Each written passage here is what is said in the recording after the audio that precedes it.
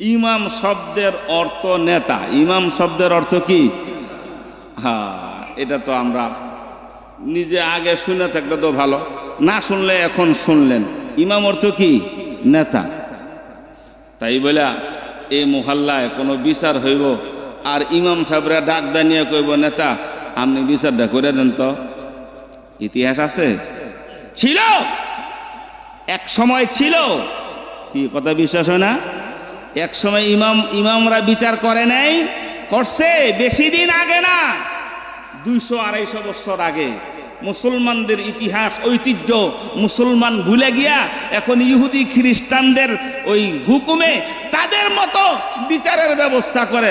বিচারের আগে যে অবস্থা, পরের একই অবস্থা। আমরা আপনাকে বিচার করতে হবে, এত লালাই তো আমরা না। তবে যেটা বলতে চাই, ইমাম অর্থ নেতা।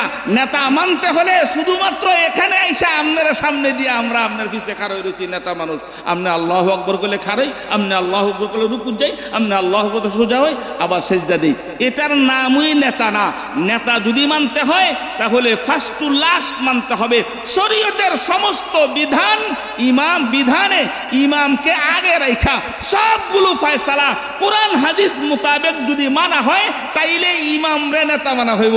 নাহলে ইমাম বক্তব্য দিবে এখান থেকে, এটা মসজিদ পর্যন্ত শেষ। মসজিদের বাহিরে আর মনে রাখার বিষয় যেদিন হবে না, ওই দিন ইমাম দিয়া কোনো লাভ হবে না। আর এই ইমাম ময়দানে মাহশরের দিনে মুসল্লি সামনে দাঁড়ায় বলবো, হুজুর আমি না আপনার মুসল্লি ছিলাম, আমি না আপনার পিছনে নামাজ পড়ছি, আজকে কি একটু সুপারিশের ব্যবস্থা করা যায় না? আপনি মাফ পেয়ে গেছেন, আমাদের জন্য মাফের কোনো কথা বলা যায় না। কসম খোদার হবে না, হবে না, হবে না। ওই দিন পর্যন্ত হবে না যেই দিন কোরআন মোতাবেক ইমাম যা বলে সেইভাবে ইমামকে না মানলে, সেইভাবে সমাজকে না চালাইলে, সেই দিন ইমামের পিছনে দাঁড়ায় কোনো লাভ হবে না।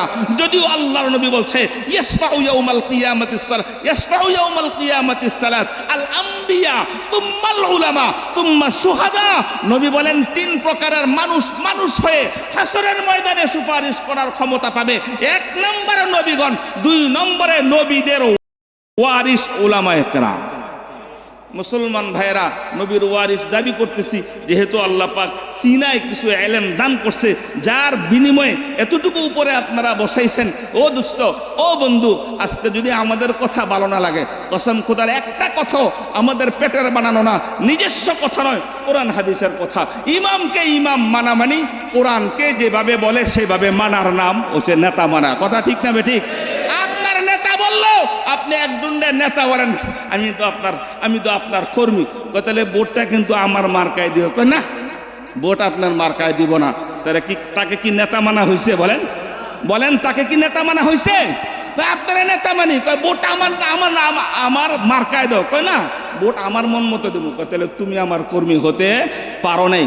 ঠিক তদ্রূপ ভাবে আপনারা ইমামরে নেতা মানেন, মুখ দিয়া মানেন, কিন্তু শরীয়তের বিধান ইমাম যেগুলো বলে এগুলো মানতে রাজি না। বিধায় শুধু নামাজের ইমাম মানেন, শরীয়তে অন্য সমস্ত মাসলা মাসাইল, অন্য সমস্ত বিচার আচার, সামাজিকতায় ইমামকে ইমাম মানতে সক্ষম হন নাই। আমার ভাইয়েরা, কথা কি মন গড়া কইলাম না বাস্তব বললাম? বলেন, এটা কি কোনো আপনাদের সাথে আক্রোশমূলক বললাম না সমাজের বাস্তবতা? সমাজের বাস্তবতা বললাম। মান তু না মান মাইতেরা মেহমান। আপনারা মানেন চাই না মানেন, আপনারা এখানে আমাকে টাকা দিয়া, পয়সা দিয়া, বেতন দিয়ে এখানে বসাইছেন, আপনাদেরকে কথা বলে যাইতেই হবে, বলা আমার দায়িত্ব। ঠিক না বেঠিক? হাসরের ময়দানে যেন আবার উল্টা না ধরতে পারেন, পিছন দিয়া পাকড়া করে না ধরতে পারেন। হুজুর ওয়াজ করছিলেন, কি কথা শোনাইছিলেন, আসল কথা কেন বলেন নাই, কাকে ভয় করছিলেন?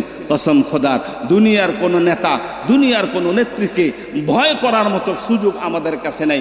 যেহেতু আমরা একজনকে মানি, এক আল্লাহকে মানি, সে আল্লাহ পাকের দেওয়া আমানত নিয়ে এই মিম্বরে বসেছি। ইন্না আরাদনাল আমানাতা আইল কোরআন, কোরআনের জ্ঞান নিয়ে এই মিম্বরে বসেছি। যতদিন পর্যন্ত হক কথা, সত্য কথা যতক্ষণ পর্যন্ত বলা যাবে ততক্ষণ পর্যন্ত বলবো, থাকবো। যেদিন বলা যাবে না, আর যেদিন সবার সামনে সে কথা স্পষ্ট করা যাবে না, সেই দিন আর ইমামতি কইরা এই সমস্ত হালা রিজিক দিয়া পেটে দেওয়া, এটা সুযোগ আমাদের জন্য নাই। আল্লাহ বোঝার, সকলকে এই বিষয়ে আমল করার তৌফিক।